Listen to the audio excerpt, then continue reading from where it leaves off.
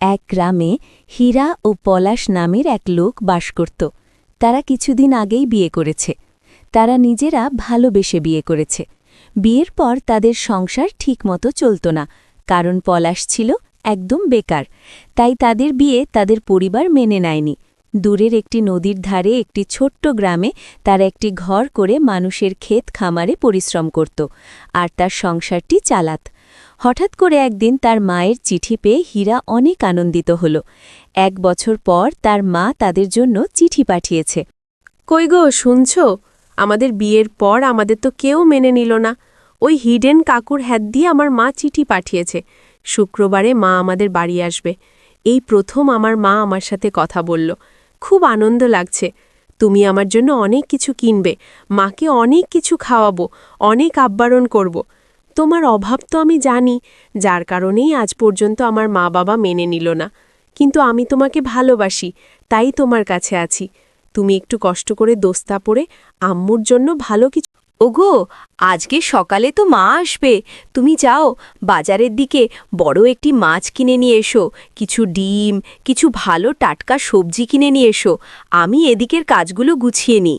কই রে হেরা মা, বাড়িতে আছিস? কেমন আছিস? তুমি এসেছো মা? বসো বসো। তুমি যে আমার বাড়িতে আসবে এটা আমি বিশ্বাসই করতে পারছি না। তোমার জামাই তোমার জন্য। তোদের দিনকাল কেমন যাচ্ছে? ঠিকমতো সংসার চালাতে পারছি তো? ঘর তো দেখা যাচ্ছে ভেঙে ভেঙে পড়ছে। কি বলবো মা, তোমার জামাই তো বেকার, চলছে কোনো রকম কষ্ট করে। সেই জন্যই তো বলছি, তুই আমার কথা ভালো করে শোন। তোর বাবা তোর জন্য একটা সম্বন্ধ তো ঠিক করেছে, পরিচিত একটি ছেলে। তুই এই ছেলের ভাত ছেড়ে দে। তোর জামাই ফিরতে না ফিরতে চল আমরাই বাড়ি থেকে চলে যাই। আমার কথাটি একটু বোঝার চেষ্টা কর। তোর অনেক ভালো হবে। এখানে তোর ভবিষ্যতে কিছুই হবে না। তোর পরিবারে কয়দিন পরে সন্তান হবে, তখন তোরা কি করবি? কিছু কি ভেবেছিস? সবসময় কি মাথা খারাপ করতে গেলে হয় বল? আমার কথাটা মেনে নে। তারপর হীরা ও তার মা তার মায়ের কুমন্ত্রণালয় মেনে নিল। তারা গোপনে প্ল্যান করবে। পলাশ বাড়ি ফেরার আগেই তারা বাড়ি ছেড়ে পালিয়ে গেল। ছোট্ট একটি চিঠি লিখে তারা চলে গেল স্বার্থপরের মতো। পলাশের জীবন থেকে হেরা সরে গেল। কি ব্যাপার বন্ধু, আজকে এত খুশি খুশি লাগছে কেন তোমাকে? আর বন্ধু, আজকে অনেক দিন হয়ে গেল আমাদের বিয়ে হয়েছে, এখন পর্যন্ত আমার শ্বশুরশাশুড়ি আমাকে মেনে নেয়নি। আমি এইভাবে রাস্তায় থাকতাম বলে, তো আজকে নাকি আমার শাশুড়ি আমাদের বাড়িতে আসবে, আমাদেরকে একটি চিঠি পাঠিয়েছে। সেই খুশিতে আজকে একটু আনন্দতে আছি ঠিকই, কিন্তু শাশুড়ি আসবে যখন, তার সামনে তো একটু ভালো মন্দ খাবার দেওয়ার দরকার। কিন্তু ভালো মন্দ খাবার দেওয়ার মতো পরিস্থিতি তো আমার কাছে নেই, তুমি তো বেশ ভালো করেই জানো। ও, সেই তো বুঝতে পেরেছি, কিন্তু তুমি আজকে এখানে কাজ করে কয় টাকা বা পাবে, সেটাই চিন্তার বিষয় গো। একটা কথা বলবো তোমাকে। কি এই কথা বলতে চাও? বলো। তুমি আজকে আমাকে কিছু টাকা ধার দিবে, আমি কালকে ইনকাম করে তোমাকে দিয়ে দেবো। সেটা সেটা কোনো বিষয় নয়, আমি তোমাকে কিছু টাকা ধার দিয়ে দিচ্ছি। কাজ শেষ হলে আজকে আমি যেই খরচটা পাবো সেটা তোমাকে দিয়ে দেব। তুমি আজকে আমার বড় উপকার করলে গো। নাও, কথা না বাড়িয়ে কাজটা শুরু করো।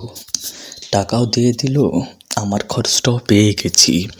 এবার একটু বাজারের দিকে যাই, দেখি বউ তো বলেছিল বড় একটি মাছ নিতে। এই যে ভাই, আপনার এই বড় মাছটির দাম কত?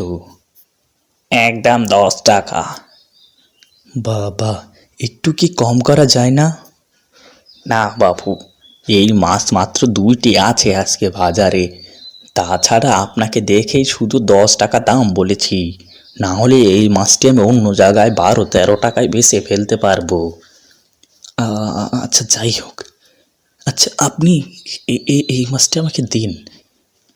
এই নাও। ভাই, টাটকা সবজি, সব রকম সবজি দিন তো, এখান থেকে কিছু পালং শাক দিন। আর এটা মনে হচ্ছে নতুন বাঁধাকপি, এই কপিও আমাকে কয়েক পিস এখানে দিয়ে দিন। তার সাথে কিছু আলু দিন, ঝাল পেঁয়াজ সব কিছুই। এবার পলাশ অনেকক্ষণ পর অনেক চেষ্টা করে অনেক পরিশ্রম করে কিছু টাকা ইনকাম করে টাটকা সবজি ও বাজারে বড় মাছ কিনে বাড়ির দিকে আসছিল। তখনও পলাশ জানত না যে পলাশের আর কেউ নেই। তারপর পলাশ বাড়ি এসে যা দেখল তা দেখে পলাশ অবাক হয়ে গেল। নিজেকে বিশ্বাসই করতে পারলাম না। মন খারাপ করে পলাশ একটি নদীর পাড়ে যেয়ে বসল। আর এখানে এটা কিসের চিঠি? আমার হীরা আমার সাথে এটা করতে পারলো, যার জন্য আমি এত কষ্ট করে ইনকাম করি। সব থেকে বড় কথা হচ্ছে, ভালোবাসা তো আর এভাবে হয় না। ভালোবাসলে তো সে টাকা পয়সা ধন দৌলত এইগুলো দেখে না।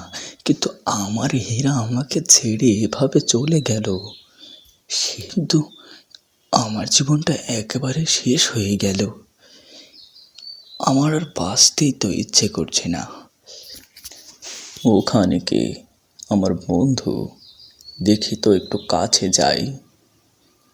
কিরে, তোর কি হয়েছে? আমার বন্ধু, মনের কথা আর তোকে কি বলবো।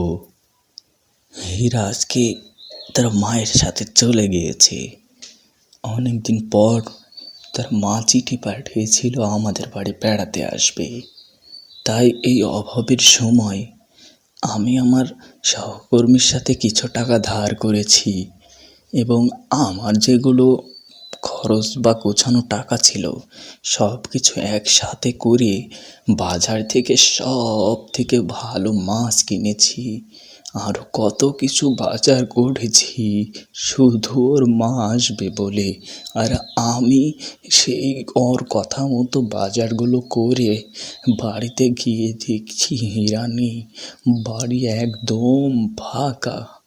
তারপর খুঁজতে খুঁজতে আমি যখন তার রুমে যাই, তখন দেখি একটি কাগজে তারা লিখে রেখে গিয়েছে যে হীরা আর কখনো আমার কাছে ফিরে আসবে না।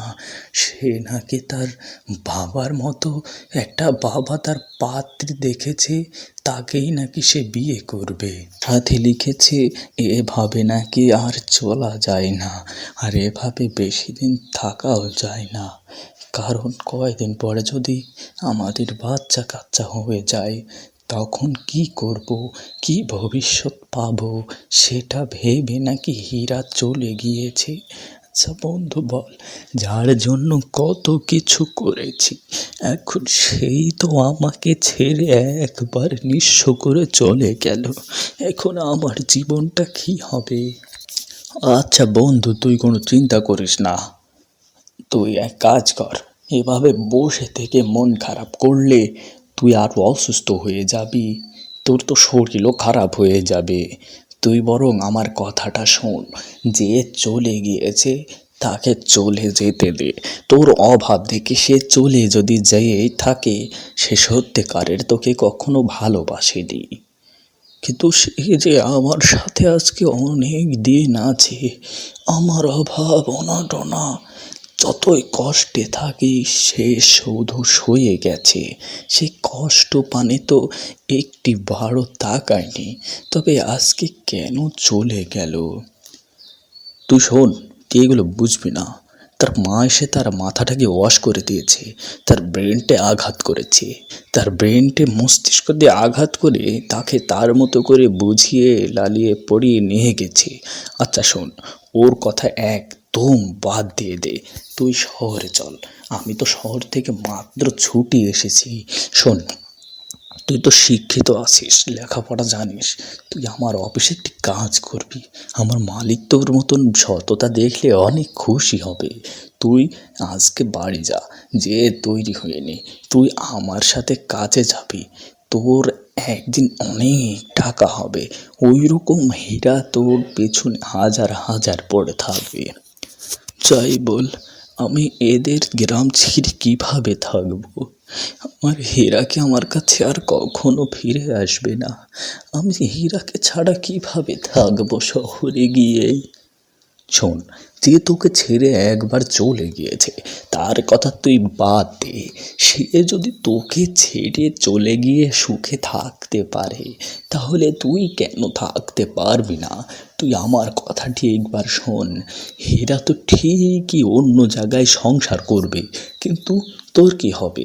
তোরও তো একটি ভবিষ্যৎ আছে, কিন্তু তুই তাকে তোরও ভবিষ্যৎটি করে দেখা। হীরা সংসার করবে, তুইও সংসার করবি। হীরাকে যত ওই চাকরিওয়ালা ছেলে দিক সবই ওই শহরে রাজ করবে। তুই আমার সাথে কালকে তৈরি হয়নি। আমি যদিও 2 দিন ছুটি ছিল, কিন্তু কালকেই আমি তোকে নিয়ে শহরে যাব। তুই আর একটিও কথা বলবি না। তারপর তার বন্ধু তাকে নিয়ে গেল শহরে। তার বন্ধুর অফিসে একটি চাকরি দিল।